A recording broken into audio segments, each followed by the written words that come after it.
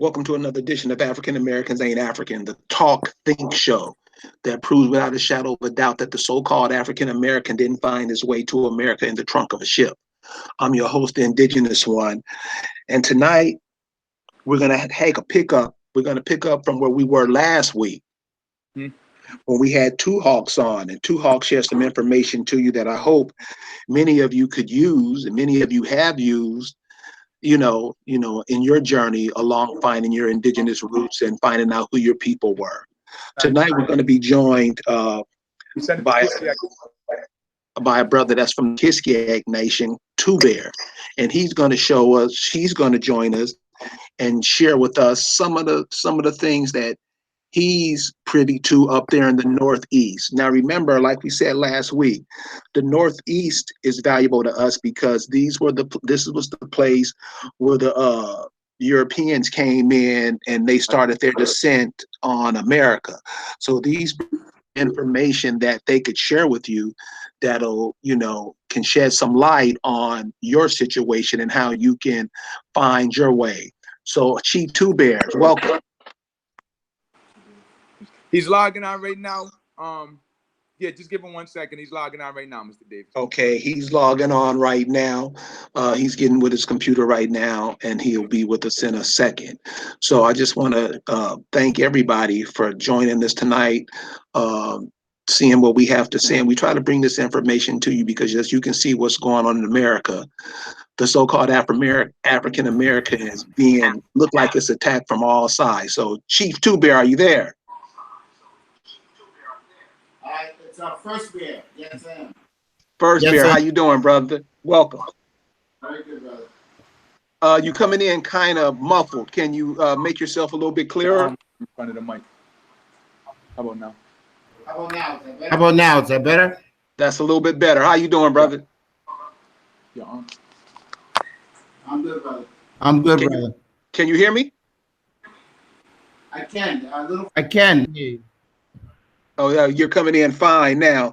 So, hey, why don't you let the African American and African audience, why don't you share a little bit about yourself and what you're doing up there in the north and the Northeast?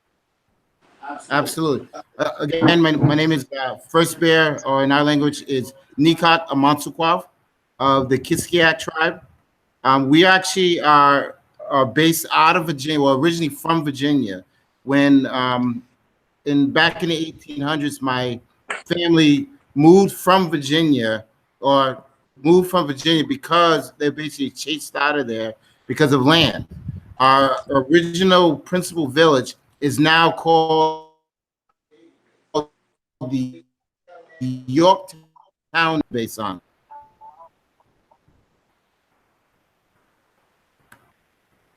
Can you hear me? Kind of going in and out. Hello?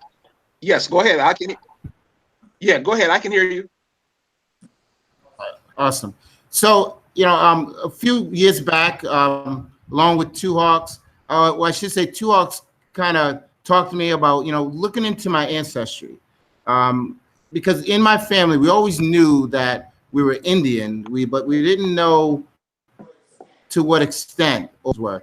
It was almost like it was ashamed, or they were hiding from something, which I know more now was that fear, which was part of the reason that they moved up to the New England, here to Rhode Island. At that time, my great-grandfather had uplifted about 45 members of my family from Virginia and brought them up to Rhode Island for safe haven. So after, coming in kind of muddled. taking that recommendation to do some. Can you hear me now? Hear you a little bit better now.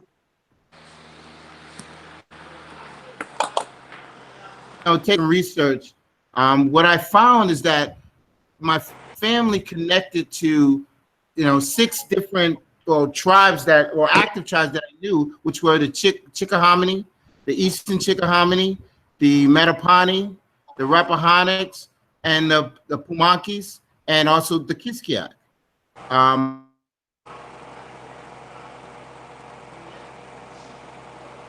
Of each of those tribes, what I found.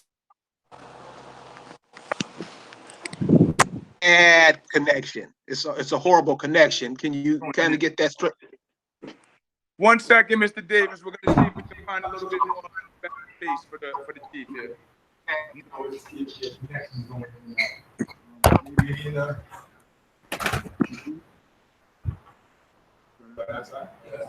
That's supposed to.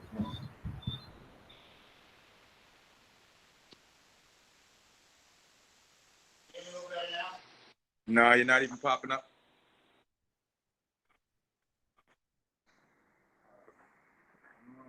Where are you on the? Is it possible that you guys share computers? Yeah, you want to try? Yeah. Try the phone.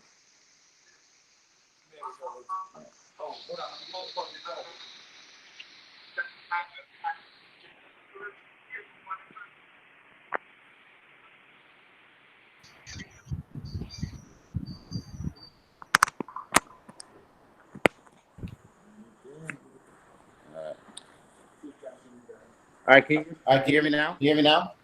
Much better. All right, awesome. All right. Awesome. Not sure where So I left off. You should probably shut that. Yeah, there we go. How about now? Good. The sound is still muddled. Still muddled. Okay, now that's better. Awesome. So what I found is that like I had mentioned earlier, my family was connected to these 6 different tribes. You can cut the other computer off.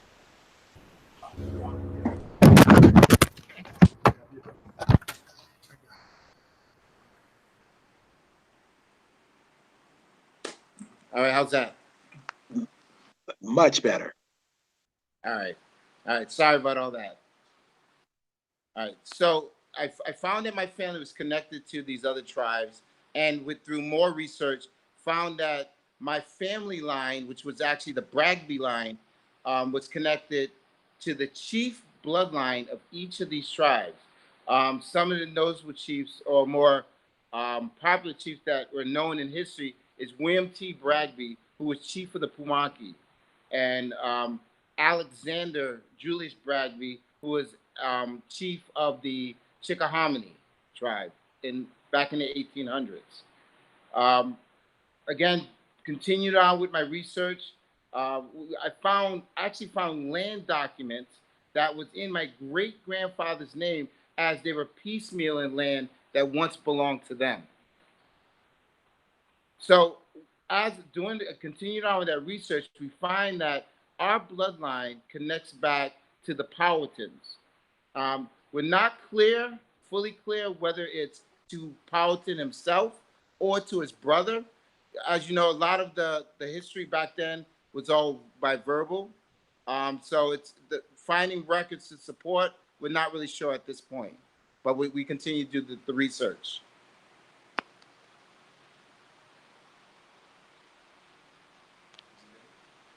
Are you still there?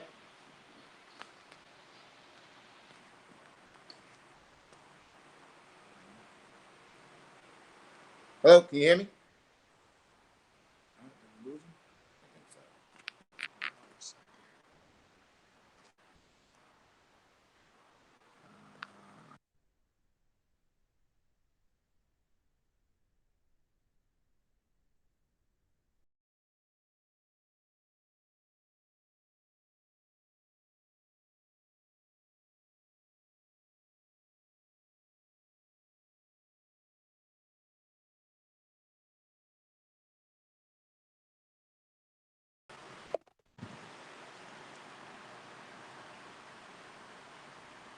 Hello.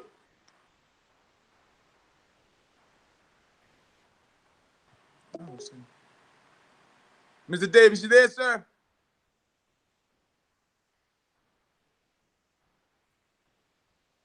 Hey, brothers, are you Yep, there? we're here.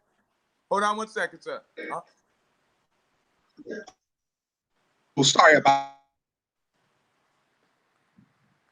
that, man. It's coming in. Oh. Hold on 1 second. Hello?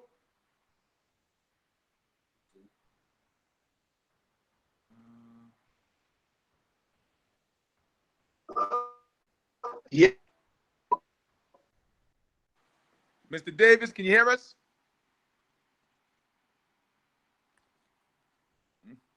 You're not in either. Is it making you download Hangouts? Okay. Okay. All right. Can you hear me now? We can hear each other. Mr. Davis.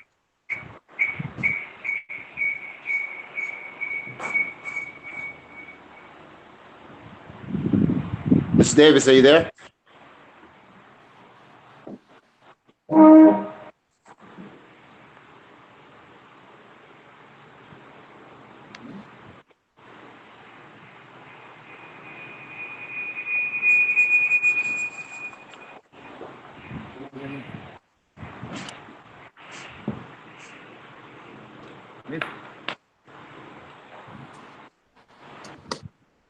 In the gym and the signal. Seems that way. Hold on, let me text her.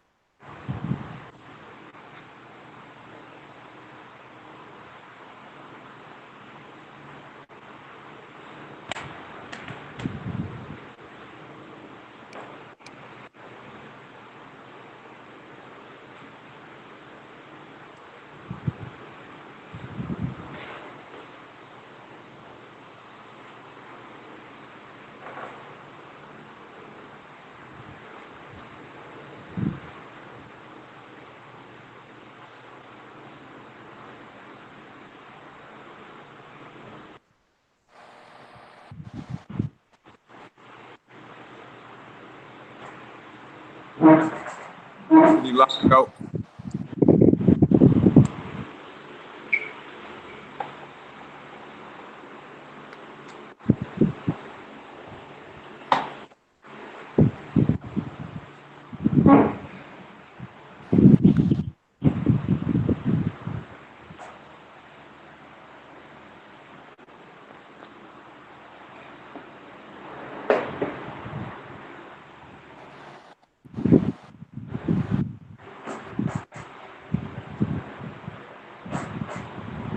Oh, no, we're going to get another.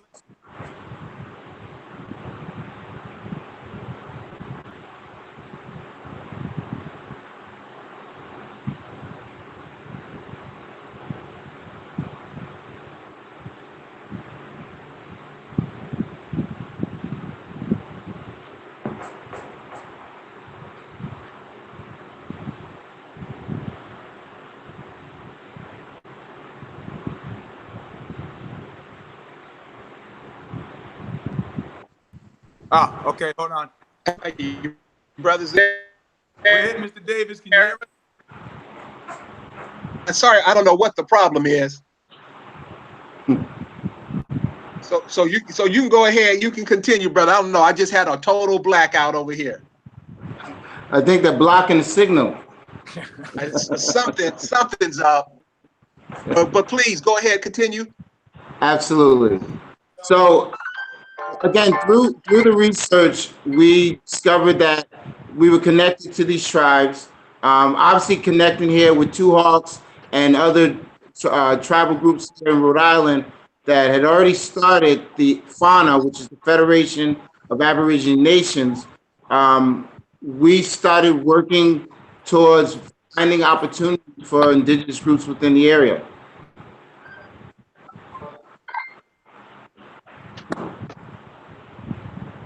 Can you still hear me? Yeah, I can hear you fine. All right, awesome.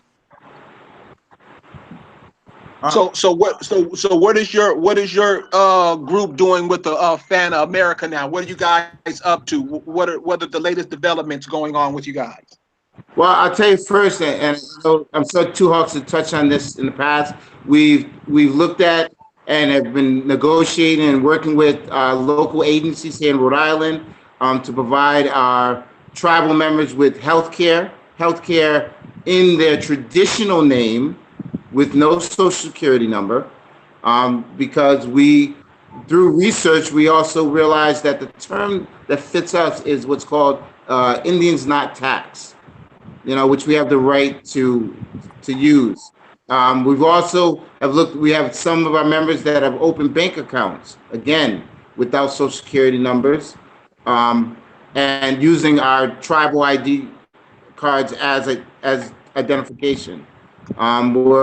We've gotten involved with different environmental groups. We worked with the Pokanokets in recovering land land which was their traditional meeting spot for all the chiefs, and we continue the work. Recently, we actually signed a treaty with the Polynesian King, a nation-to-nation treaty to and with the fauna tribes and groups. Now, what you guys are doing, how could other tribes and other people that are serious, because we know what we're trying to do at African Americans, we're trying to get people to understand that you're looking at yourself from a different point of view. You're looking at yourself from other people's point of view. So like you're saying, healthcare. What would some of the steps that other people could take to get those same, to get that health care for themselves and their families? Well, the first thing is really discovering who you are.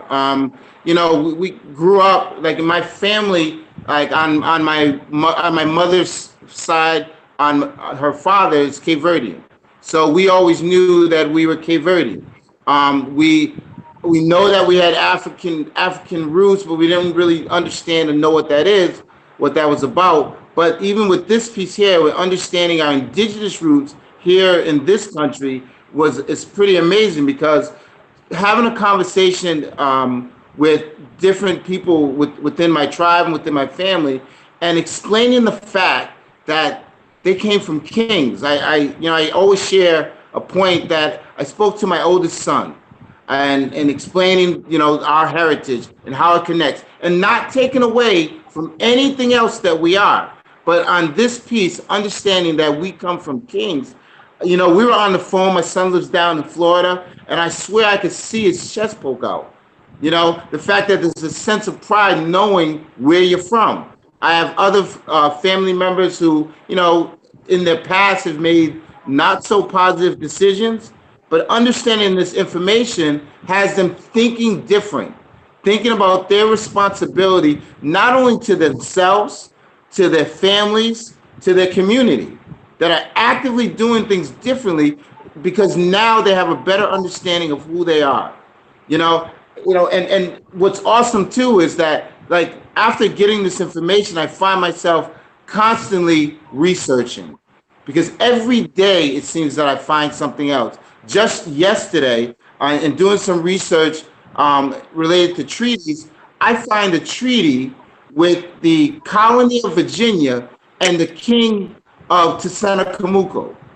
So Tsenicamuco was that Virginia area. Powhatan, as the tribes recall, was a title. That wasn't his name.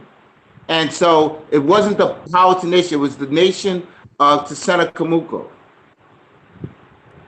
So having that ability to do that research, understand where we're from, has my entire family looking and thinking different, and I think that's a beautiful thing.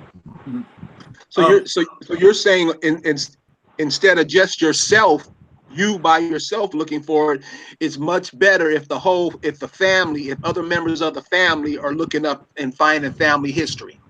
Absolutely. It's so important, because you grow up hearing you're black, but what country do black people come from?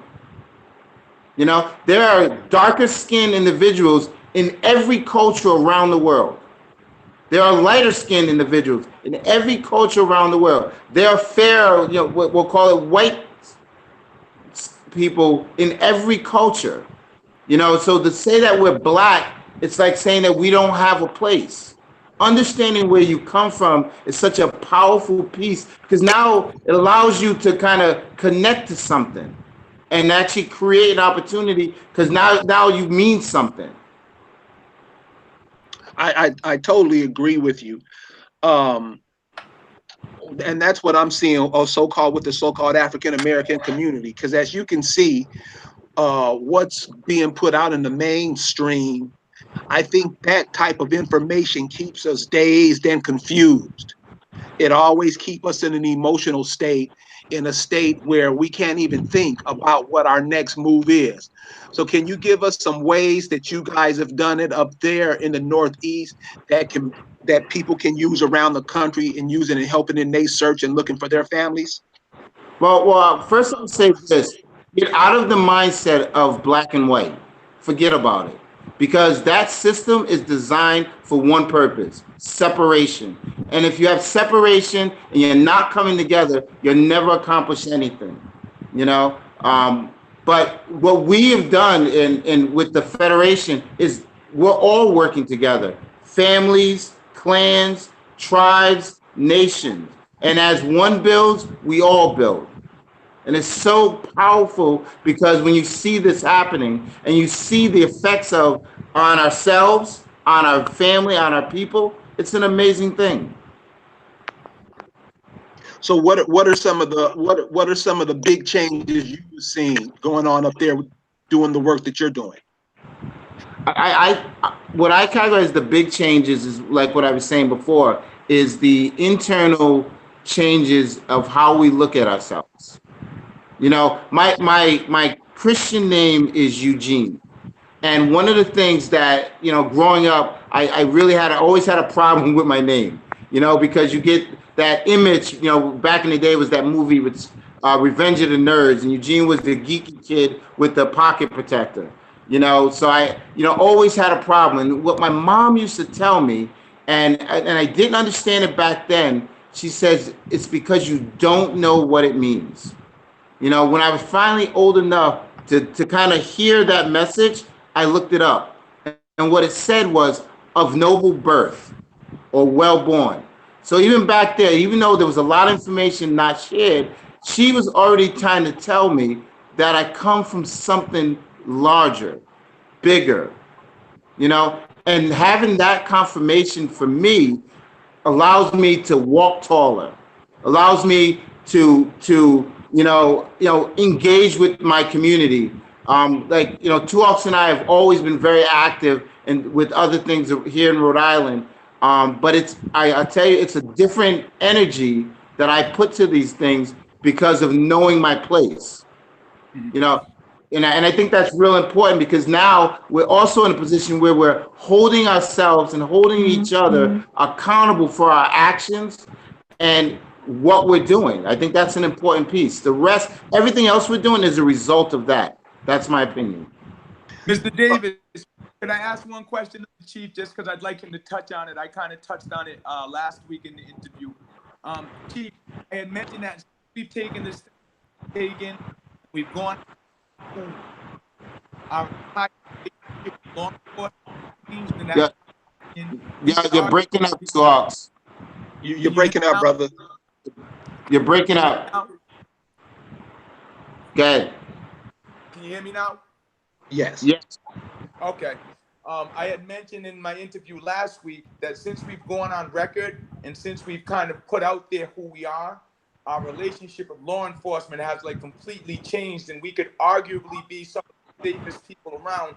Could you just speak to that and maybe share a few of your experiences in particular with law enforcement so that people understand just how real this is that we're talking about? Absolutely. You know, growing up understanding that I was black, I could tell you there was more than one time where I got pulled over for no other reason but driving because of the color of my skin.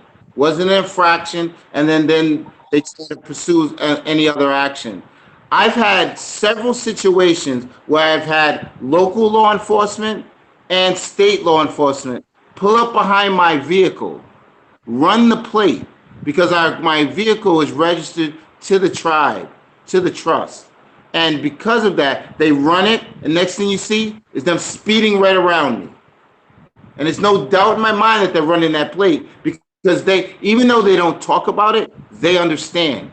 We've had opportunities to sit down with local law enforcement and state police and explain to them about the status, about the difference in jurisdiction, about our status versus a citizen of the United States, and they get it. They fully understand it. So that should be all around the country then, with law enforcement agencies. If the people put themselves in their proper perspective, they could get the same results.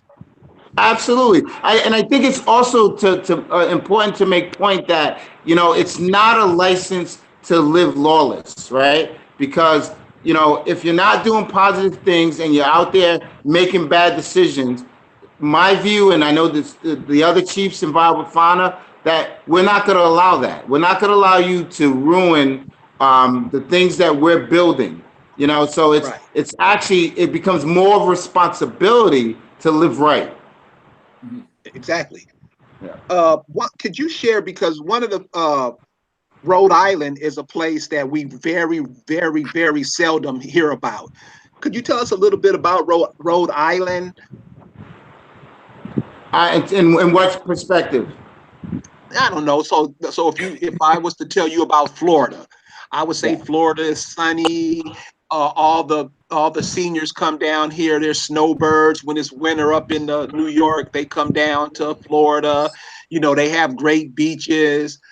Florida. If I tell you about California, California is Hollywood land, San Francisco, blah blah blah. What What's What is it about? interesting? What's interesting about Rhode Island is that Rhode Island is like a mini United Nations. You can find people from all over the world here in Rhode Island, especially in their capital city of Providence. Like, you would be amazed how diverse the communities are here in the Rhode Island, and particularly in the city of Providence, which is, in our opinion, is their biggest value. Because having that kind of diversity also allows you to see something else real important. While earlier when I talked about black and white being used as a system to divide, because of this diversity, we also see how similar we are. Whether it's the foods we eat, what's different is maybe how we cook it. But honestly, we have more similarities than we have differences. And if that was a focus, I think it would change how society operates. I just want to let the audience know, if you have any questions or anything you want to say to the chief, go ahead and type them up in the chat down below. I'll make sure that the chief gets it. Going back to the healthcare, we're seeing now that the federal government is just really a failure to deal with the people. We're hearing everything that's going on in Chicago and blah, blah, blah. You were talking about healthcare earlier. Right. How do we secure ourselves in the healthcare field? One of the things that we realized in doing our research is that when you read the federal policies on its surface, it gives the impression that the only way that you apply or can take advantage of the healthcare as an Indian, as Indigenous, is if you're federally recognized. What we found through our research is that they actually break down. They'll talk about federally recognized tribes. They'll talk about American Indian, and actually will make that distinction in between Native American and American Indian. And also a term that they use was urban Indians. And those are Indians that maybe are not connected directly to their particular tribes, but definitely have indigenous roots here in this country. So that's the first part, understanding, and then looking at your state to see if those laws also exist, if those policies also exist. I'll tell you, we looked in Rhode Island.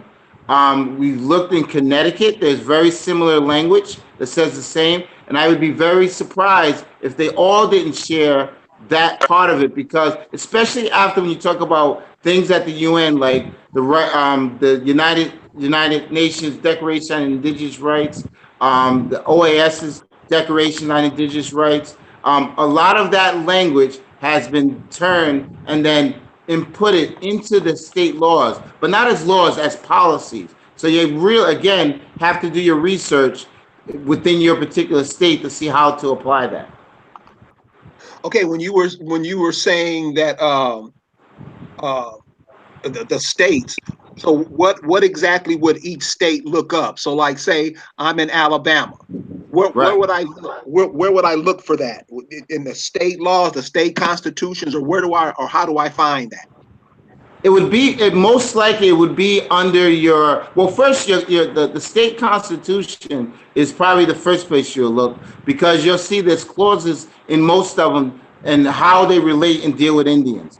After that, you would take a look at whether it's here we have the Department of Human Services, and which most times their policy will mirror the policies at the federal level. So for us, it's Department of Human Services, and just comparing those things, and then taking the opportunity to meet with the different state agencies to see how it can apply. Okay, so meet with the state agencies. Go ahead. Two Hawks, you had something? Yes, I want to add as well, pay attention to the definitions that are used in the policies. Because as first is said, when you first look it up on a federal or state level, if it's a 15-page policy, I can guarantee you the first 10 or 11 pages are going to be about Native Americans and federal recognition and all that. As you sort of get towards the middle or to the definition section, you're going to see what a definition for an Indian is for that particular policy. And then it's probably going to send you to somewhere else to look up a definition there. And then that's going to send you to somewhere else. But most often, when you get down into what the definition of an Indian is going to be anyone who can reasonably show lineage to an Indian tribe or who was recognized as an Indian by their community.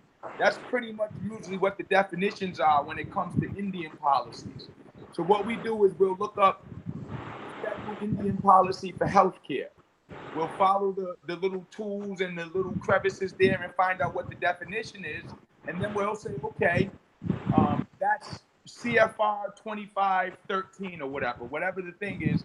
Well, then I'll usually then type that in and type in Rhode Island behind it or Massachusetts behind it. And by cross-referencing that way, you'll usually find if the states are even paying attention to that, and if they are, where they've codified it into their law or into their policy. So then you want to go and check that law or that policy out and look at what their definition for an Indian is again. But once again, none of that's going to matter if you don't know who you are.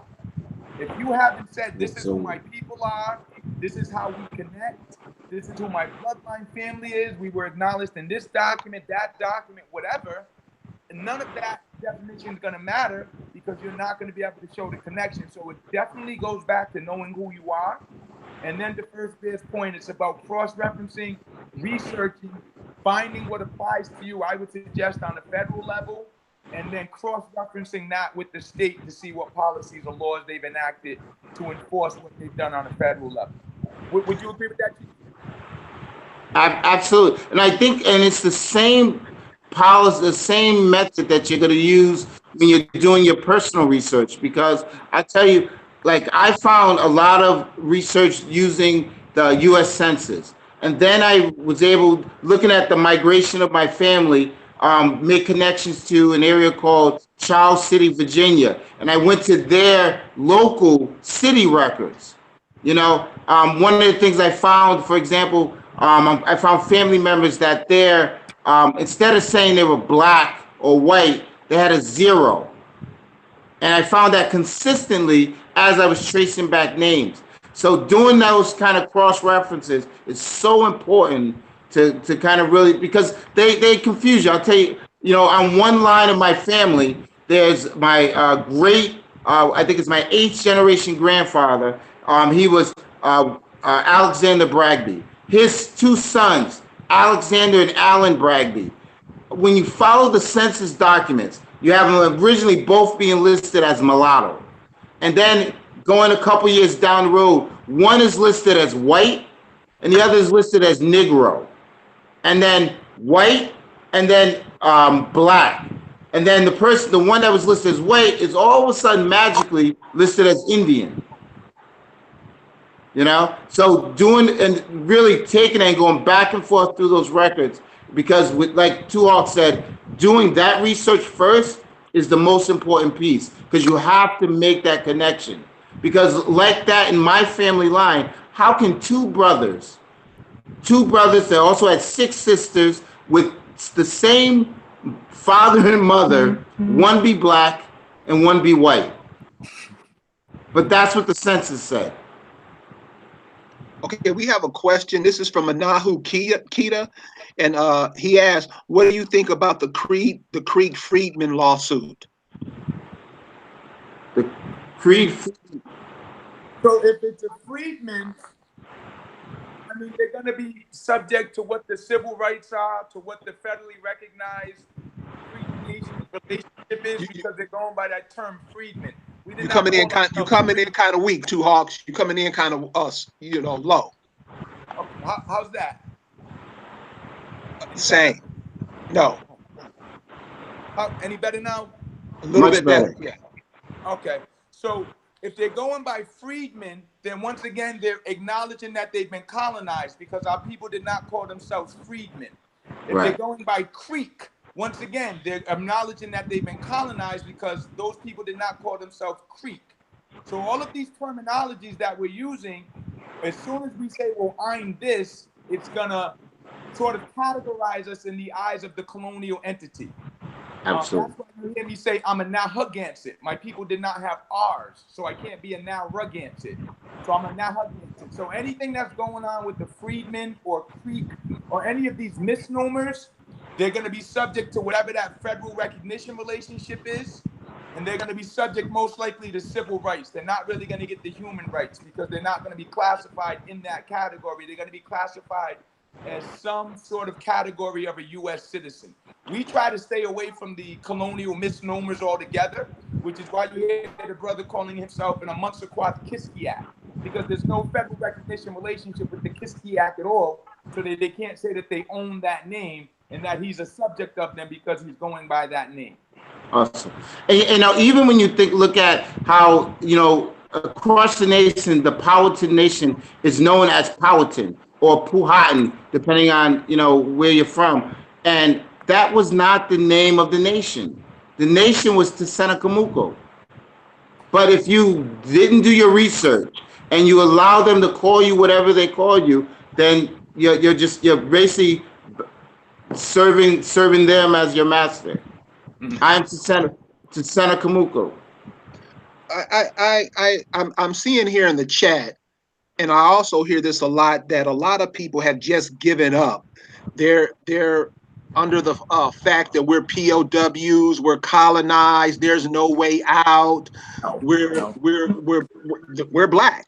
So that's what they're saying. But that's actually, we're doing it. And we're not POWs, and we're already taking the steps. And everyone, we're making it very known as we're moving. No one's stopping us, because they know by law what we're saying and what we're doing is correct. And again, it goes back to that research. You have to, when you really get that research down, you start believing who you are, that's not going to stop you. Right. That's to stop you. And Mr. Davis, can I just add this, sir? So I hear that argument, but if once again, as we were discussing last week, sir, just doing the logic of it, right? So we know that approximately, to some places they say about 5 million Indians were shipped out of the U.S. But we also know the same records say that less than 400,000 quote unquote Africans were shipped into the U.S. So if there's 60 million of us right now, there's no way on earth that the majority of us came from that 400,000, which means that the vast majority of us have never left these lands. So once again, have you done the research? How much research have you done? Did you go and check a few places and say, there's nothing there, there's nothing to be found? Or did you put in the time like First Bear did, like my grandmother did? Like I mentioned last week, did you schedule every Saturday for the next 3 months, I'm going to be doing research from 2 to 7? Have you done that to say that I flipped every rock, I checked every crevice, and I just most certainly can't find anything? Most of us haven't. Even when I suggested last week just getting an ancestry account, not the DNA, but just the regular tree, when I watched the video after, I saw that resonated with a few people, and a few people were asking questions. So now I'm saying to myself, well, how many of us have actually gone and gotten an ancestry account which sends you hints? So my suggestion to everyone out there saying that is to look further, look harder, check some more, because if you were labeled as property, you're not going to tell me that these people did not keep good records of who their property was. And if you can follow a brother or a sister or an uncle who is your mother's or your father's blood brother and sister, same mother and father, check their lines as well. Check multiple lines. First Bear said when we spoke on the phone, it's kind of like putting together a picture. So you'll get a piece from over here, you'll get a piece from over here, and you'll start to put this thing together. If we're looking for a quick sort of, oh, there it is, then you're not going to find that. And I also want to add this as well. First Bear and I did not grow up on reservations. We are the stereotypical urban Indian, I would say, smack dab in the middle of Providence, Rhode Island. My parents and First Bear's generation grew up when the crack era was hitting hard. So we're not some of these Indians who grew up on a reservation practicing our culture the whole time. We're coming from the same place that most of the viewers here are coming from that are watching. So when we're saying that this is possible, we're saying it because we were in your shoes. We didn't, you know, like I said, if it weren't for my grandmother's research, all I didn't know I was a Narragansett. But she put the time and the energy in, and then I went and put time and energy after that. These records are out there if you're looking hard enough for them. So to say that you simply can't figure it out, we don't buy that. And there's been numerous people that we've had conversations with who have said just that to us. Well, it's going to be too hard. And we've said, look, just check. Just do a thorough check. And in the end, I would say 90% of the time they come back and say, yo, I found this out. I had no idea. Or I spoke to my aunt and she said, check here. And when I went, so we're saying we don't really buy that. It might be the truth for a few of us out there, but for the vast majority of us, looking at the circumstances the way that they've played out, we just don't believe that's true. We believe that if you do the research, you'll come across the information if it is out there. And the thing, and also the thing with the research, it never stops.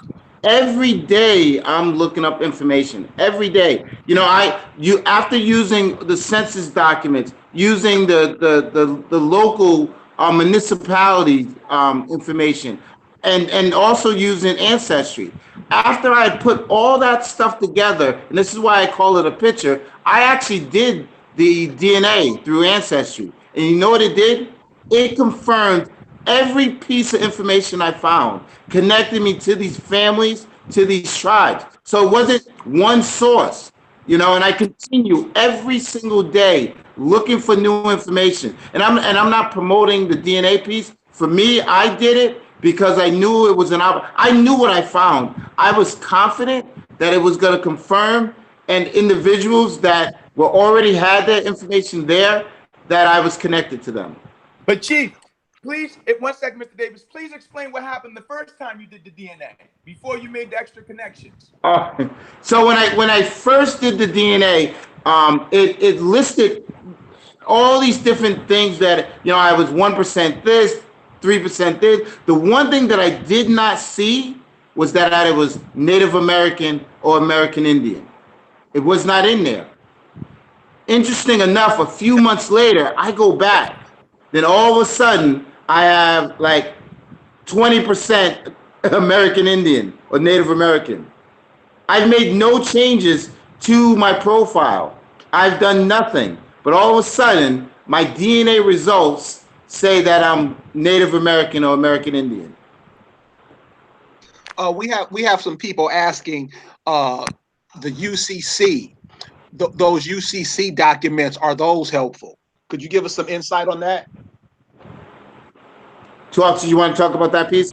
Yeah, so as I mentioned last week, Mr. Davis, we've gone the tribal trust route because it takes us out of all of that. When you form your tribal trust, you're pretty much forming your nation. It's a blood heritage trust.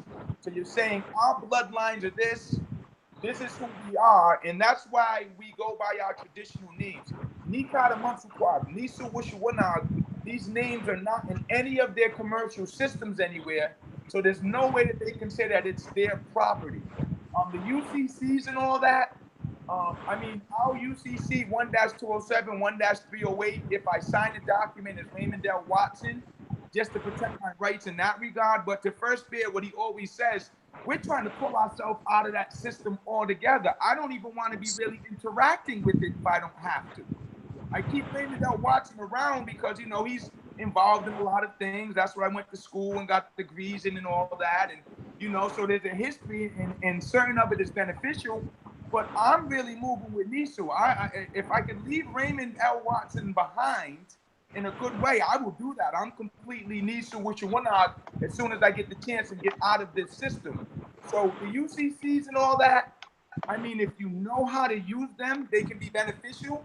But I personally suggest going around and playing in a system like that you don't really understand, because you go and UCC something over here and don't understand that this is the lawful response if you UCC that, and now you're jammed up because you done put something down that you didn't fully understand, and they're going to hold you accountable to it. So we recommend the tribal trust, tying back to the blood heritage, predating the U.S., just to create a whole different person that's outside of their system, so that you know for certain there's no other tricks or little things that you don't know about that they're going to pull on you based upon how you're presenting yourself in the status and the jurisdiction that you are. So a person that's coming from let's say you have a 18-year-old young man coming from Los Angeles and he's listening to you tonight, and he wants to, and he's digging what you're saying. What would you suggest that he do? First, I also believe in talk to your family. Talk to your family. Do your research. You know, one of the things, as I was doing my research, I was blessed. One of my aunts who recently just passed away, she passed away at 104 years old. 104 years old. And you know, there was a lot of things that was happening today that she might not have remembered. But when I started asking her names, she started naming other names which were consistent with what I was finding, you know. And then I went to other family members and kept making those connections, you know. So if I was talking to that 18, 19-year-old man, like I talked to my son, even after I told him who he was, he started doing research himself. He started calling me, asking questions about things that he found, you know. So it all starts with that research. One of the things that I'm noticing, and I've been noticing since I've been doing that, is that we have a major.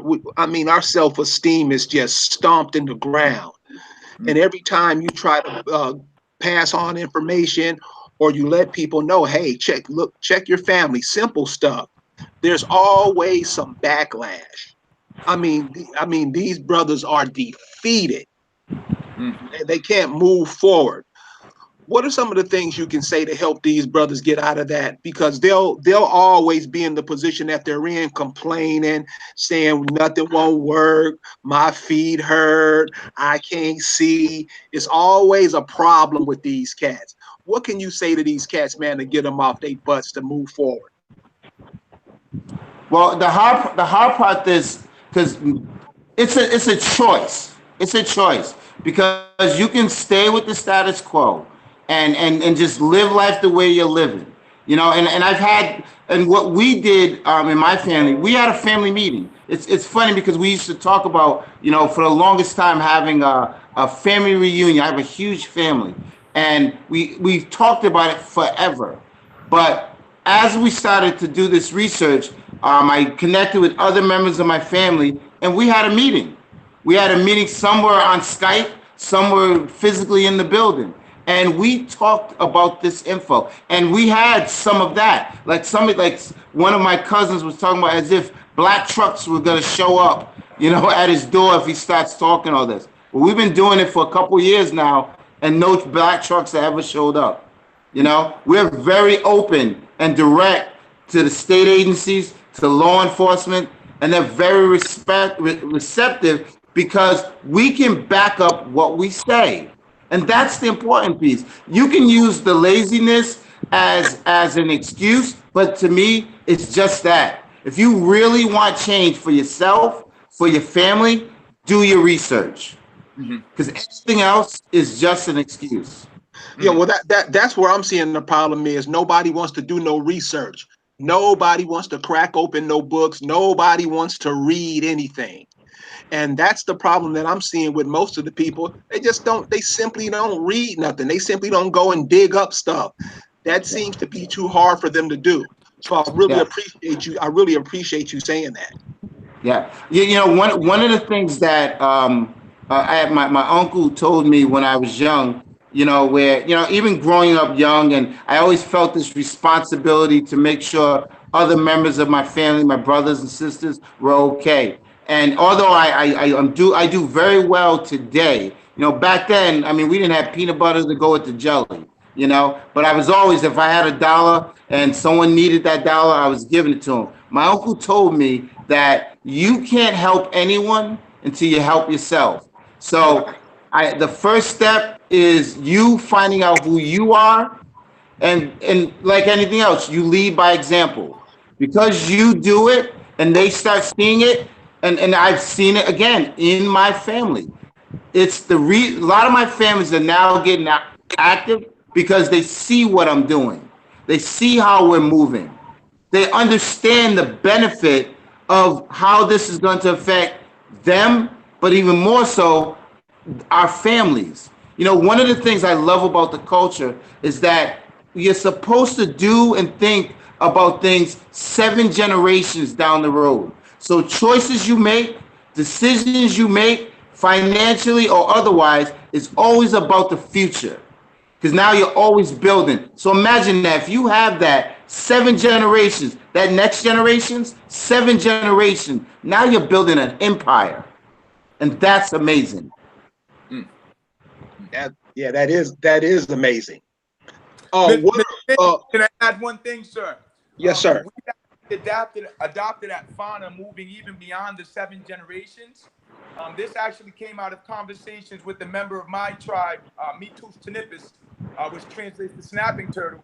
He was having conversations with an individual who was familiar with the Japanese culture, and he asked him, he said, when you think of the future, when you're planning, like, how many years are you thinking ahead? What, maybe 10, 15, 20? And snapping turtle said, yeah, about 20 years, that's a good time frame. And the gentleman said, do you know how far ahead the Japanese think when they think ahead? And he said, no. The gentleman said 500 years. They're thinking that the steps they take right now, what is the impact they're going to have 500 years from now? So at FANA, that's the mentality that we've adapted. What are we doing now, or what steps are we taking now to achieve where we want to be in 500 years? Which means I'm most certainly not going to be here. My daughter that everyone sees me running around with on social media and all that, she's not going to be here. It'll probably be her great-grandchildren's great-grandchildren that'll be completing whatever we're starting here today. So with that mentality adopted, we're not in a rush. We're not running around all hectic. We're not jumping from opportunity to opportunity. We're taking the time to examine all the opportunities that are presented to us and to turn a lot of them down, to say, no, that's not going to be beneficial to my great-great-great-grandchildren, even though I might get some temporary satisfaction right now. To first this point, once you understand who you are, understand that you're just a piece of this puzzle that's been going on since this planet started, and it's going to continue by the simple fact that you're still here. Creator has seen fit to have you here right now, so obviously you're here for a reason. With that mentality, we are now just moving at our own pace. Whether it takes a year, whether it takes 20 years, whether it takes the next 100 years, we're going to get it done. We're going to get it done, and we're going to pass on the information to the ones who come after us to continue the work that we're starting right now. And if you think about it, isn't that how they colonized us? They didn't do it all in a year or 10. They've been going for well, if you're talking US 200, but if you're talking European colonization, 400 years now. And they're still not done. They're still trying to colonize us. So what's the easiest way to eat an elephant? Bite by bite. That's the way we're moving with FANA right now. And that's the way we encourage everyone else. Don't feel pressured. Don't feel hectic. Even though there is an urgency, Don't make rash decisions because you're not quite sure what to do. Take the time, put in the work, put in the effort, put in the energy, and find out who you are so you can speak with confidence to it. You know, Talks makes a good point. There's no deadline to this, so there's no reason to rush. Like, and when you rush, to be honest, what will happen is you're gonna miss something. You know, take the time, understand the connections, understand who you are. You know, I think it's so important because when you build a house, you first have to build a foundation. And if you rush and build that house without the foundation, at some point you're gonna get a big wind and it's gonna get knocked down. So you gotta take the time to make sure that foundation is the strongest, the best foundation you could ever build. So many of the people who have moved to the cities and have because I wanted to get your take on things because you're in the Northeast. But from where I'm standing, many of the people that are in Los Angeles, Chicago, places like that, they come from places in the South. You know, when that great migration started for them to get jobs and things. So what should they do? Should they do the same thing? Just look through their people in the Alabama, Mississippi rolls, state constitution. I mean, not state constitution, but the census. Because I know not only is there a federal census, there's a state census also. Right. Could that be used also? Yeah, absolutely. I would take the steps. You know, one of the things I did just recently is I took a trip to Virginia and I walked the grounds that were Kiskiat, the principal village of the power of Senecamuco was Kiskiat, and where, like I had mentioned earlier, is the Yorktown Naval Base. They actually found artifacts that were, after digging up to move housing and build housing, they found artifacts that they can actually they call it the Kiskiak artifacts. They changed the name of the officers' area, which is where this village was, though part of this village was where the chieftains lived. They call it now Kiskiak Village. Kiskiak Village. You know, so after doing the research and even and having this under my belt for a couple of years now, I still needed to go and touch it, you know. And I tell you, it was just an amazing thing. I got to this one part that was kind of near like a riverbank, and I felt I felt a weird energy. It's the only way I can describe it, you know. And it really, I came back and it just ignited me more to find more information. Like I said, I just recently found some of the original treaties with the king of Senecamuco and the colony of Virginia, you know, which is another piece that we're going to use as showing who we are and also supporting the things that we're saying, because treaty law trumps the constitutional law. We have about 80 people listening right now, online listening right now. Share something with them that they can take with them, because I'm looking in the chat and I'm seeing, and this is one thing that bothers me about us. We got this childlike mind. You know, the information that you're given, I'm sure there's some people out in the audience that are writing some notes down, but we have a lot of people that just want to run their yap and just keep complaining and complaining. That seems to be a major problem, especially with the males. They just they can't take the information and take what they've learned and make what you're saying and get something out of it. They always gotta complain. Can you share something with them? I mean, you've shared a lot tonight, and I really appreciate it. But my point is this: we're in a situation now where, and it's probably not happening in Rhode Island as much as it's happening in some of these major cities. And you see how we act in major cities. That's where you say we're not being responsible and stuff. We're acting in a way where other immigrants can come over here and beat us down. And Right. there's no resources or nothing coming to the aid of these people because this is how they act. And one of the reasons that we act like that is because, like you say, we don't search for self. We don't try to find information. So with the 80 people that's on the line now, could you just share some things that they can get busy with now, that they can start doing right now? Yeah, I feel like it would be repeating like everything that we said, because it all No, starts I with mean the you are repeating everything that you're saying, but yeah. as you've been on here, you know, I'm what you said an hour ago. I'm looking at the comments, and it's just still that bitching and whining. So Right. Listen, something, like because growing. I know there's people that want to know. I know there's people that Mhm. searching. Yeah. I know there's people So that want to find out. So growing up, like Two Hawks had mentioned, we would be considered urban Indians. So we were them. I could tell you, even personally, I remember being really upset with different things and situations that I had to go through growing up, and feeling like there was no solution to it.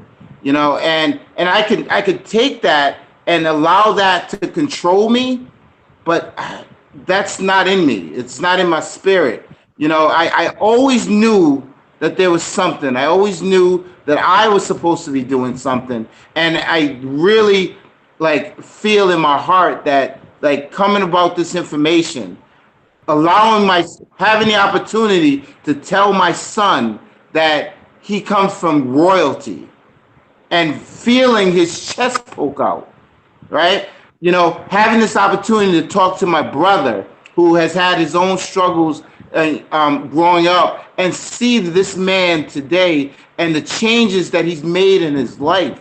Like it's absolutely amazing. Knowing who you are, knowing where you come from is the most valuable thing. It's more valuable than money.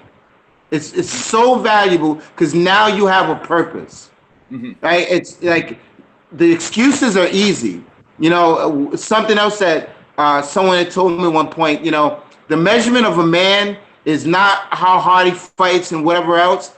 It's really how he fights and how he stands up after he's been knocked down, because it's so easy to give up, because failure is such an acceptable result in our communities. Like, it's easy to say it's too hard, it's too much, I can't, nothing's gonna change. And you're right. If you continue to do nothing, nothing will change. So if you really want this, and I'm not saying everybody's gonna find what we find, because that we don't want to give that kind of false hope. But even if you don't, you are going to find something. Because whether you're talking about your roots, tracing back to indigenous roots here in this country, or indigenous roots in Africa, every race, every nationality, I should say, goes back to some type of tribal roots. Everyone. I don't care if you're talking about Russia. I don't care if you're talking about, Spain. Every nationality started in a tribal capacity. Do your research. Know where you come from, because that's the only way to build. Because that's, like I said earlier, about that foundation. Without that foundation, your house will fall. Mr. Davis, can I add one thought? Go get Yes, sir. an ancestry account. I think Yeah. it's $100 or something for the year. Go get it, and then if $100 is too much for you to pay to find out who you are, well, just continue getting abused by law enforcement or by the government, because that's obviously more important to you. Because we'll drop what, $150, $200 on some Jordans. I've done it myself. As an adult, a married man, I've done it. You know what I'm saying? So we'll do these things. We'll research the next Jordan that's coming out. We'll research the car that we want, all of those things. But as soon as we'll do some research on your family, so I'm at the point, and we are finally at the point where, like, look, it's a choice at this point. This brother First Beard just sat here and laid out almost word for word what I said last week, Mr. Davis, when I was in my interview, and he's a separate nation from me. So you have chiefs from two separate nations telling you to do the same thing. If you're going to sit and they look like you, let me add that. These two chiefs look like you. All of you out there are probably somewhere in between our complexions. So we look like you, and we're chiefs of nations that predate this U.S. thing telling you, go and find out who you are. If you can stand against that, then you ain't no Indian. You're whatever they say you are. If two That's chiefs right. from two separate nations that look just like you can say, these are the steps you should take to find out who you are, and you still got some excuse, you ain't no Indian as far as I'm concerned. I don't know what you are, but you ain't no Indian. Don't no Indian turn down No, no direction from no chiefs that are gonna help better themselves. That's not no, how our culture. what you are at that point is a slave. There you're a slave, and go be a Yes. slave. Continue right along your path then, because we ain't slaves no more. And we don't got time to be arguing with people who want to stay caught up in a slave mentality.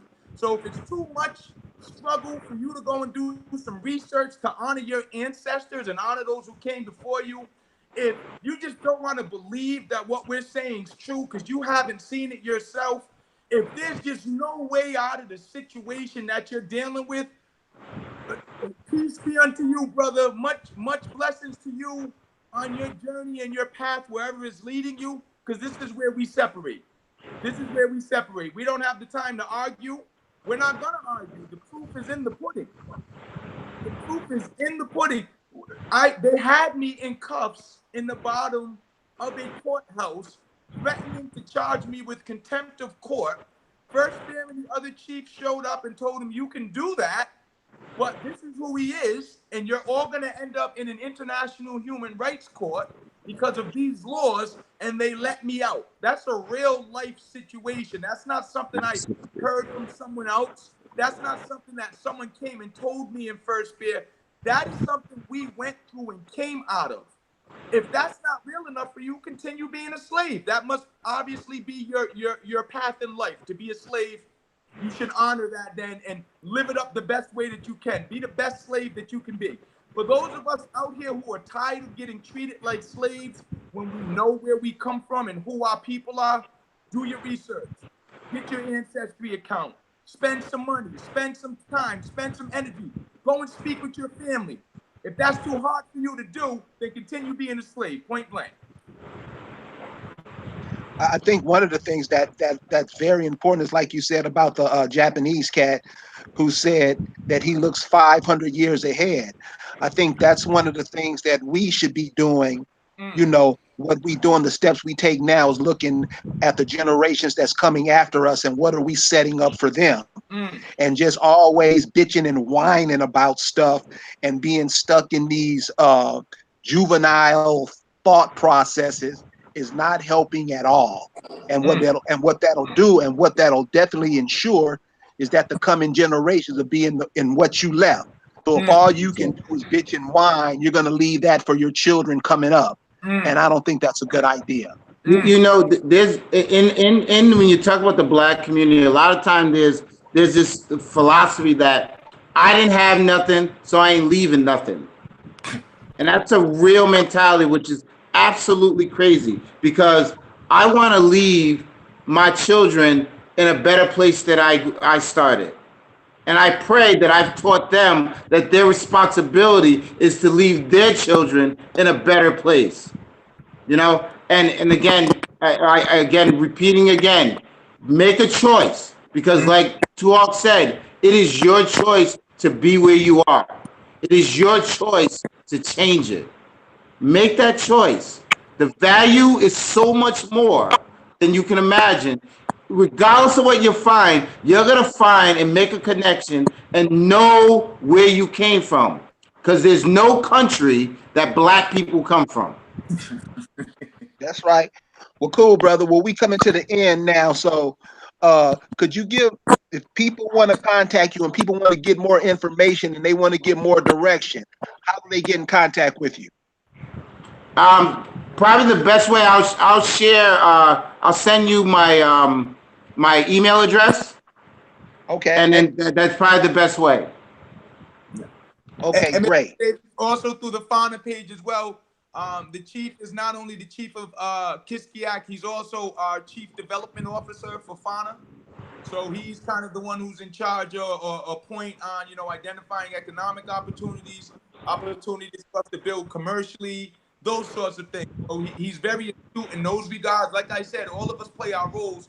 They just let me talk. They said you speak well, so you go speak. But like I said, the chief here is one of the individuals that I have to come back and check in with to make sure that what I'm saying is on point. He's done a very good job. He before this because my parents get going. So kind of getting to think a little bit more rationally instead of getting all caught up in my emotions. He's been a very good mentor to me in that regard.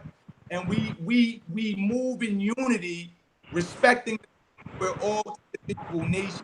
So you can also, individuals looking to learn more about Kiskiak, you can check out the Fauna page. You can go to FANAAmerica.com.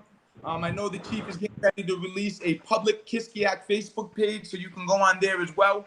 But if any other place, you can always connect with Fauna to find out what's going on with the individual tribes. Cool, brother. Thank you. And I just want to let the audience know too. You hear how these brothers are saying these different tribe, Kiskiak tribe. And see, this is the first time I've ever heard of it. So this is maybe, and I'm not saying Kiskiak tribe is a tribe that your family come from, but there's tribes all across America that probably merged with other tribes or tribes that got wiped out that your people come from. So that's why it's imperative that you search for your people. And so, brothers, I want to say thank you for joining us tonight. Thank you for sharing with the African-American Ain't African group. Thank you very much for your time tonight. Thank you, brother, for giving us the opportunity to speak. Appreciate you. Yes, sir.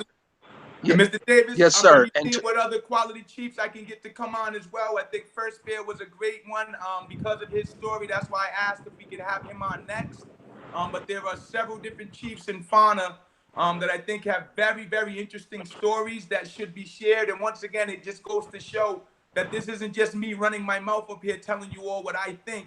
This has come from unity, from collective effort, from standing with each other like our people say they want to do.